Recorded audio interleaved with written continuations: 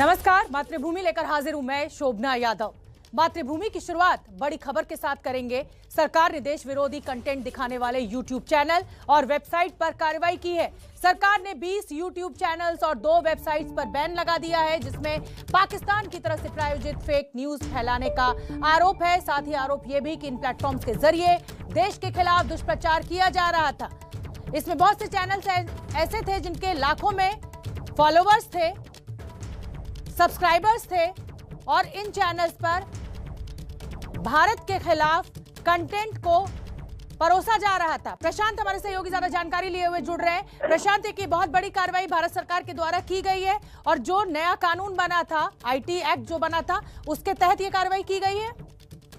जी बिल्कुल, देखिए शोभना, सबसे बड़ी बात यह है कि सरकार के सूत्रों का कहना है कि ये अभी शुरुआत भर है। सरकार की नजर उन वेबसाइट पे, उन यूट्यूब चैनलों पर काफी दिनों से थी जो लगातार एंटी इंडिया प्रोपेगेंडा चला रहे थे, खासकर पाकिस्तान में बने चैनल, जैसे नया पाकिस्तान एक ग्रुप है, उसी तरह से कई ऐसे ग्रुप हैं जो लगातार, चाहे धारा 370 का मामला हो या कश्मीर का मामला हो या किसान आंदोलन के दौरान, उन यूट्यूब चैनलों की भूमिका संदेह के घेरे में थी और सरकार की नजर काफी दिनों से इन चैनलों पे थी। लिहाजा बड़ी कार्रवाई की गई है। लेकिन सबसे बड़ी बात यह है कि सरकार के सूत्रों का कहना है कि ये अभी शुरुआत भर है। सरकार की नजर लगातार उन चैनलों पर है जो एंटी इंडिया प्रोपेगेंडा चला रहे हैं और आगे भी ऐसी कार्रवाई जारी रखी जाएगी। बहुत बहुत धन्यवाद प्रशांत इस पूरी जानकारी के लिए। तो पाकिस्तान प्रायोजित फेक न्यूज फैलाने का आरोप, 2 वेबसाइट्स और 20 यूट्यूब चैनल्स पर यह कार्रवाई हुई है। तो चलिए मातृभूमि में आगे बढ़ते हैं और राफेल के बाद S-400 मिसाइल इंडियन एयरफोर्स के बेड़े में अब जुड़ चुकी है। रूस से डील के बाद देश को हवा में मार करने वाली पहली S-400 मिसाइल मिली है, जिसे पाकिस्तान की सीमा से सटे पंजाब में तैनात भी कर दिया गया है। एयरफोर्स की ताकत में इजाफे के साथ ही पाकिस्तान और चीन की टेंशन भी काफी बढ़ चुकी है। और क्या है खास S-400 मिसाइल में, इसको आप जानिए हमारी इस रिपोर्ट में। It is like a booster dose. Both the Rafale deal and the S-400 are like a booster dose to the IF, whose numbers are coming now. करीब 3 साल पहले तत्कालीन वायुसेना प्रमुख BS धनोआ ने राफेल और S-400 मिसाइल को एयरफोर्स के लिए बूस्टर डोज बताया था। एयरफोर्स को पहली बूस्टर डोज राफेल के रूप में पिछले साल ही मिल चुकी है और अब साल के आखिर में दूसरी बूस्टर डोज के रूप में S-400 भी भारतीय वायुसेना से जुड़ चुकी है। रूस से आई S-400 मिसाइल सिस्टम अलग अलग हिस्सों में देश में पहुंची। इस प्रणाली के कुछ उपकरण नवंबर में देश को मिले थे और बाकी उपकरण इस महीने में देश को मिल चुके हैं। और अब हवा में मार करने वाली ये मिसाइल देश की महाकवच बनकर तैयार है और इसकी पहली खेप को पंजाब में तैनात कर दिया गया। S-400 मिसाइल की पंजाब में तैनाती का मतलब साफ है पाकिस्तान और चीन को हद में रहने का संदेश, क्योंकि पिछले कुछ सालों में LAC के इस पार चीन की विस्तारवाद नजरें टिकी हैं और भारत के बारे में पाकिस्तान के मंसूबे जग जाहिर हैं। ऐसे में 2 फ्रंट वॉर जैसी स्थिति में भी S-400 मिसाइल भारतीय सेना के लिए बाहुबली है, क्योंकि S-400 एक बार में एक साथ 72 मिसाइलें छोड़ सकती है। ये मिसाइल चीन और पाकिस्तान की सीमा के अंदर भी नजर रख सकेगा।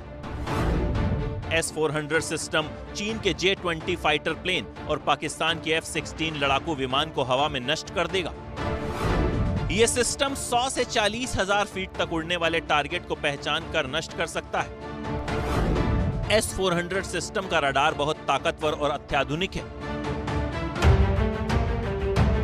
कई खूबियों से लैस S-400 से भारतीय वायुसेना की ताकत में इजाफा होगा और इस अभेद कवच को भेद पाना दुश्मन के लिए मुश्किल ही नहीं, नामुमकिन होगा।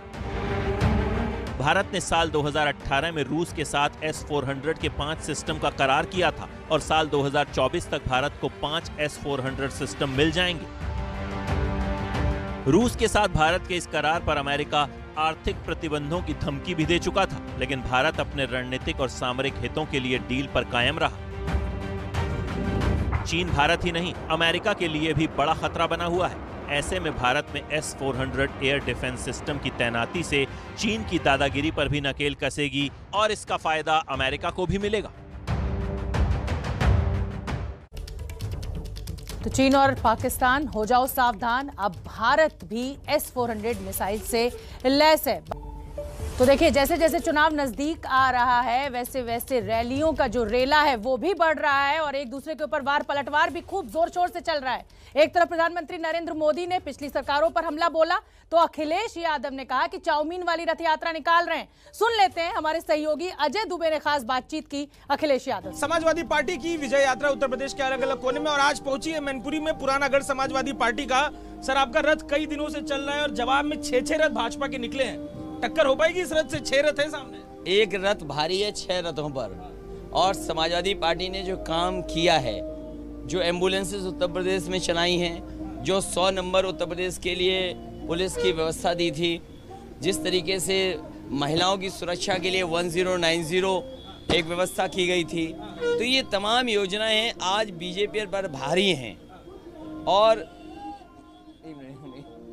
इस तरीके से अभिवादन भी होता है, बीच बीच में बात अखिलेश कर रहे होते हैं और बात के बीच में जो लोग हैं, उनके समर्थक हैं, वो पहुंच जाते हैं, उनके अभिवादन के लिए पहुंचते हैं। देखिए, दिया लेकर, थाली लेकर, फूल लेकर, जो तमाम सनातन परंपरा में जो स्वागत का, पूजा पाठ का तरीका है वो देखने को मिलता है। अखिलेश बस से खुद नीचे उतर जाते हैं और बस के नीचे उतर कर जो लोग हैं अपने तरीके से देखिए टीका लगाकर यहाँ पर अभिवादन करते हुए, जो यहाँ की महिलाएं हैं स्थानीय मैनपुरी की, और इस अभिवादन के पीछे देखिए अभी आरती भी देखने को मिल रही है। तो यहाँ पर स्वागत अखिलेश का पुराना गढ़ है यादव परिवार का ये, और इस पुराने गढ़ में जब आज अखिलेश पहुंचे हैं तो जोरदार स्वागत भी देखने को मिल रहा है। इस स्वागत के बीच में तमाम जो उनके चाहने वाले प्रशंसक हैं, अलग अलग जो प्रतीक हैं, अलग अलग तस्वीरें हैं, अलग अलग स्थानीय जो चीजें हैं वो दे रहे हैं, आरती हो रही है, अभिवादन हो रहा है। और इस तरीके से अभिवादन के बीच में रथ में फिर से वापस और फिर से अब जो ये गाड़ी है आगे बढ़ेगी।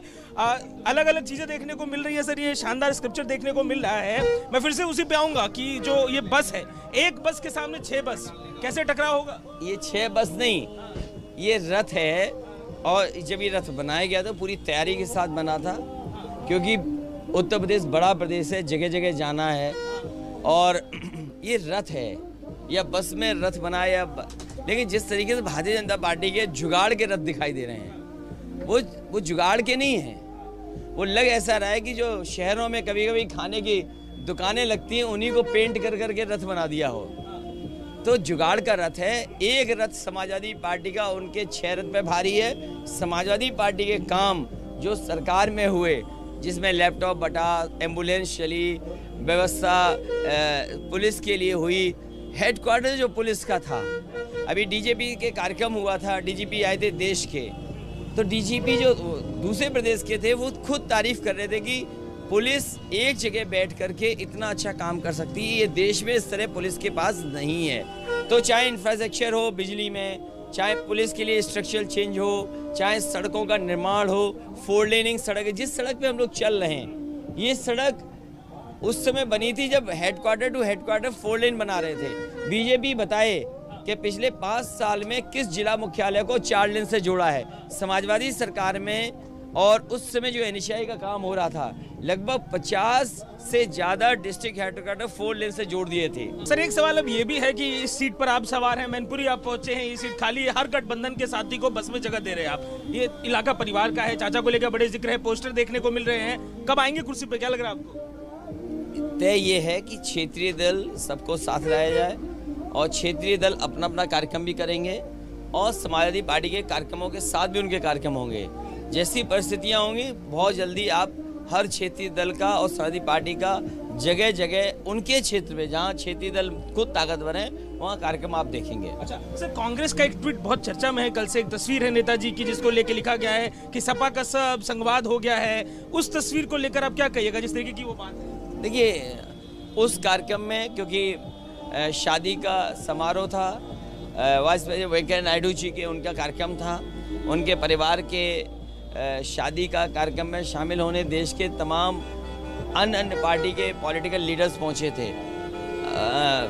बीजेपी को कौन सी तस्वीर ट्वीट करनी पड़ी, कांग्रेस कौन सी तस्वीर ट्वीट कर रही है, मैंने कई तस्वीरें देखी हैं। एक तस्वीर ऐसी भी है जहां शरद पवार जी हैं, सुप्रिया सुले जी मिल रही है नेताजी से, नेताजी उन्हें आशीर्वाद दे रहे हैं। दूसरी तस्वीर भारतीय जनता पार्टी और आरएसएस के बड़े नेताजी बगल में बैठे हैं। तो ज़रूरी नहीं कि क्या बातचीत हो रही है। एक शादी के समारोह की तस्वीर है, उसको राजनीति की तरफ न देखा जाए। और मैं यूँ कहूँ कि हो सकता है नेताजी से वो कहने आए हों कि बाबा जी जा रहे हैं, सपा की सरकार बनने वाली है, हो सकता है वो शुभकामनाएं देने आए हों। अच्छा, मुझे एक आखिरी सवाल लेने दीजिए सर।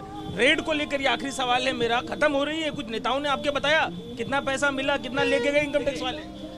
ये जो इनकम टैक्स की रेड या भविष्य में सीबीआई या ईडी का जो जाल बिछाया जाएगा यूपी में, वो इसलिए बिछाया जाएगा कि पॉलिटिकल पार्टीज काम न कर सकें, वो निराश दिखाई दें, उन पर उंगलियां उठी दिखाई दें और उनको बदनाम करने के लिए जहाँ जहाँ चुनाव हुआ है भारतीय जनता पार्टी ने वहाँ एजेंसीज भेजी हैं। चाहे वो बंगाल का चुनाव रहा हो, महाराष्ट्र का चुनाव लोगों ने देखा, दिल्ली का चुनाव देखा, जहाँ पर ये संस्थाएं जा कर के कर रही थी, कुछ न कुछ लीडर्स को बदनाम करना चाहती थी। उसी कड़ी में ये इनकम टैक्स का छापा पड़ा है। ये कानूनी लड़ाई है, कागज़ की लड़ाई है, किसने कैसे एंट्री ली है, कागज़ लिया है। मुझे उम्मीद है कि इनकम टैक्स के डिपार्टमेंट के लोग अपनी रिपोर्ट जब सबमिट करेंगे उस समय मैं बोलूँगा, लेकिन जो मेरी जानकारी है, जो जो सोच के आए थे इनकम टैक्स वाले के न जाने क्या क्या मिलेगा, वो निराश होके चले गए। निराश होके वो गए सर। आज प्रधानमंत्री का कार्यक्रम था इलाहाबाद में, महिलाओं को लेके वो कार्यक्रम, कांग्रेस ने तो पूरा जो अपना घोषणा पत्र महिलाओं पे निकाल दिया। सपा के खजाने में कुछ है महिलाओं के लिए? इंतजार इस बात करेंगे। ये वो लोग हैं जो अब चिंता में हैं कि समाजवादी पार्टी ने क्या क्या काम किया था। मुझे याद है 1090 जो महिलाओं की सुरक्षा के लिए योजना बनी थी, आज भी सबसे बेहतरीन योजना है।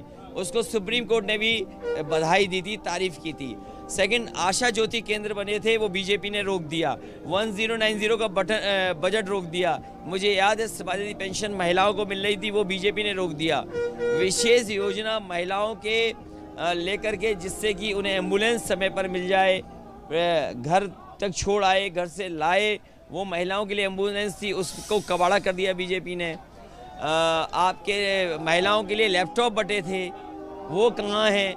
विशेष महिलाओं के लिए समाजवादी पार्टी ने बजट देने का काम किया था, महिलाओं का विशेष बजट, वो कहाँ है जो बीजेपी बताए? जब समाजवादी पार्टी का मैनिफेस्टो आएगा तो आप देखेंगे कि महिलाओं के लिए, बेटियों के लिए, बहन के लिए, माँ के लिए कोई न कोई ऐसी योजना होगी जो सीधे सीधे उन तक पहुंचेगी। तो अखिलेश यादव जी हैं, मैनपुरी पहुंचे हैं गढ़ है, तो स्वागत हो रहा है जोरदार, और जोरदार स्वागत के बीच में अपनी बात एबीपी न्यूज पे रख रहे हैं। कैमरा पर्सन राजेश पांडे के संग अजय दुबे, एबीपी न्यूज, मैनपुरी। तो अखिलेश यादव ने भी बता दिया कि महिलाओं के लिए उन्होंने जो कुछ किया था वो इस सरकार ने खत्म कर दिया। अब सरकार के लिए क्या है उनके पिटारे में, ये जानकारी दे रहे थे।